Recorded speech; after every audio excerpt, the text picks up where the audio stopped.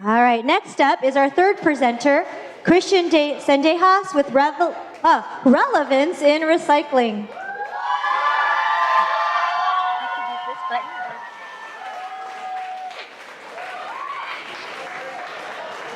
Hey guys. So you guys have seen me on the stage a couple times. And no, I'm not gonna sing What a Wonderful World. So when it comes to recycling, it's taking something that has wasted its purpose and you're reusing it for something new. Some people do understand that and some people don't. So at the start of junior year, I had no idea what I was gonna do at all. I kept bouncing from ideas to more ideas, and then I couldn't find any way to continue my work. So on the last day of junior year, I locked in my presentation, and it was about recycling. But I couldn't do it like how it was last year and get more bins, since we already had the bins. So what I wanted to do was promote recycling, and also reteach the importance of recycling, because it has been so long since there was an actual lesson about recycling. So my goals in my project was to make recycling a common thing. I wanted to break that rare usage of recycling, saying, instead of people going, "There's a recycling bin?" to, or like, "There's a recycling bin." And so I needed to find ways to advertise recycling. And what's the most best thing to look for information than going outside and just looking at stuff? And my last thing was I wanted to have an event that could teach the minds of people and get them more interested in recycling. So with my first step was I wanted to get the bins out there. Last year we had the bins. Now what? So what I did was I advertised. I created flyers and I created posters just to get the word out there and make these bins stand out more. So with my flyers, I created 2 flyers, and these flyers are placed in very specific places. Like the first one, for an example, is placed around atop every 2 recycling bins in this room right now. And it's basically a heads up saying, these are recycling bins, and you can recycle some lunch items you have. And this was more directed towards elementary, knowing that they do use a lot of recycled stuff that they miss the opportunity to recycle and end up throwing it away. So what I did was I had 3 pictures of the most common things that elementary would use, like brown paper bags, Lunchables, and bottled water. And I had stats for each one that they had. For an example, for the paper bags. Sometimes they'll get it from the lunch and it'll have a sticker and then they'll leave stuff in it. And so what I did is I left steps on making it possible for it to be recycled. For an example, you have to clean your bag, make sure there's no stickers on it, make sure it's completely empty, and then you throw it in that bin. And for my next one was just a little reminder in Building B, above every recycling bin there, that they're recycling bins. They're not trash bins. Recycle your stuff in there. It's completely safe. Or is it? So the next thing I did to get the word out there was creating a poster. If you know me, I'm not that good with art. When I created my draft for this, I needed inspiration. How would I get the word out there and also promote the school too? And I was given an idea of drawing the sea dragon. And I'm not that good at drawing the sea dragons. When I drew the draft, it was a noodle. And I thought to myself, how could I make a noodle look good? And so I thought to myself, I couldn't do this. I need help. And so I had help from senior Carl Eric, who actually drew the sea dragon. I actually know him for a couple years, and I would peep over his iPad, and he'll be drawing some really cool things, so I knew I could rely on him for drawing the sea dragon. And so I needed a little catchphrase, and I came up with, make the change, recycle today, TM. And so this poster was, it was pinned up during the holiday bazaar, and I was super excited. I would walk around the bazaar and be like, you see my bin? See my poster? Looks nice. I helped make it. And so, my next step, old greetings. What I did here was I did a greeting card donation that St. Jude's Children's Research Hospital does every year periodically. And so what I did was I created a little flyer stating that we're doing the event again. Bring your your old greeting cards. It could be a graduation card. It can be a birthday card. It's a get well card. Even congratulations. And they would bring it to the front offices and donate them. So at the end of this little small event, I had more than a really big box full of full of greeting cards that were eligible to be recycled at the St. Jude's Research Hospital. And so that was a good thing for me and a good thing for the hospital. And what they would do with them is they'll gather it, they'll cut up the cards, and they recreate brand new ones, and then they'll sell it to people. So the next thing I did was teaching the next generation. This was mainly pointed towards middle school because most of the responses I got were from middle school advisors. So what I did was I sent an email out to every advisor stating if I would be able to come in and teach them a circle topic. I did get some responses, but then I did not get any responses. And I realized I couldn't work with my schedule, I had to work with them. Because during that week, I sent the email, they were busy with presentations. So I just had to sit there and just cross my fingers saying, please let me get a yes to come in and present. So for the responses I did get, I had a big circle topic about recycling and pointing out the bins. Yeah. And so I also showed them a video about how paper is recycled. And that is like the most common thing we waste here at the school is paper. And they got to see like a little process of how paper is recycled, how it's gathered, how it's sent, and how it's created. So next one, beauty in another's trash. When we think of trash, we think of it as another person's treasure. You guys think that? I think that. So I had an opportunity to have a booth at the wellness fair. On the day before the meetup, I had no clue what I was gonna do. And I was just sitting there in my chair, just doubting myself, saying, I'm not gonna have anything for my booth at all. And then luckily, my younger sister, Christian Cendejas, she pointed out, like, we have a lot of bottles in the house. You should do something about it. I was like, that sounds weird, but then it sounds good.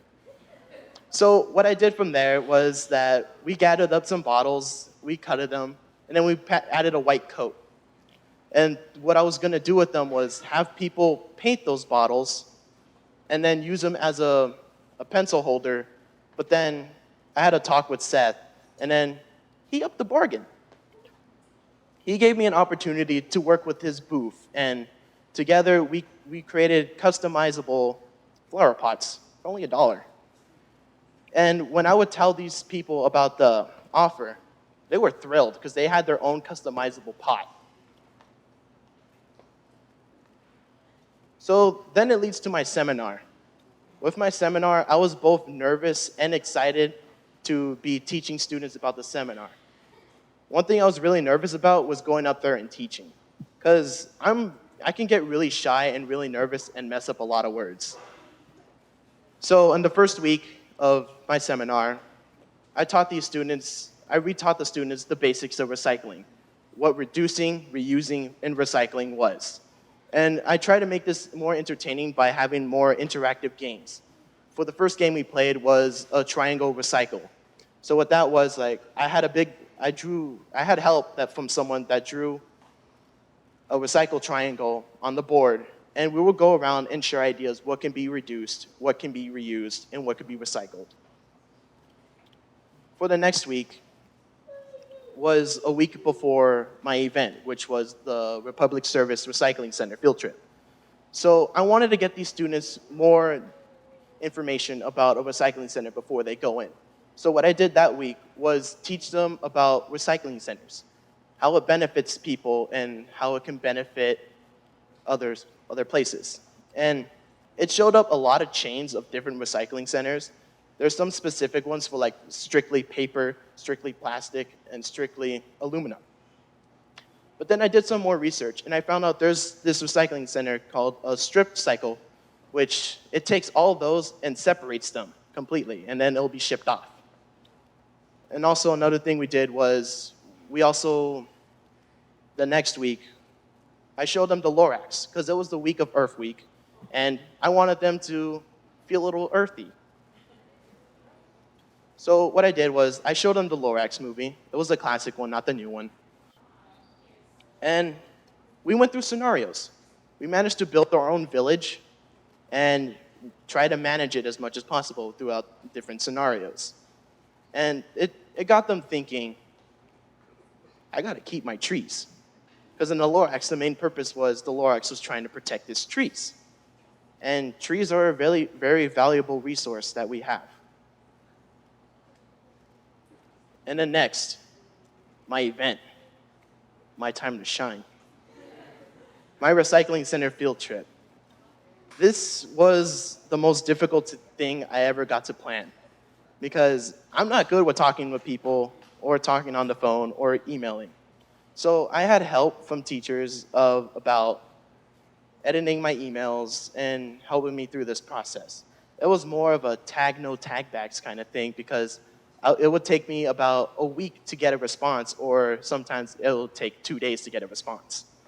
So I kind of doubted myself a lot on this and thinking this event's never going to work. But then I managed to get a date locked in and had the flyers shipped out. Throughout the entire week, I only had about a maximum of 37 students who signed up total. I reserved it for 2 days. First day for high school, second day for middle school. And a total of both, it was only up to 37. Until Friday happened. Friday was completely amazing. I was completely shocked by this, and I was just like amazed because we managed to get more than 100 students to participate in this field trip. And I'd like to thank you all right now for that.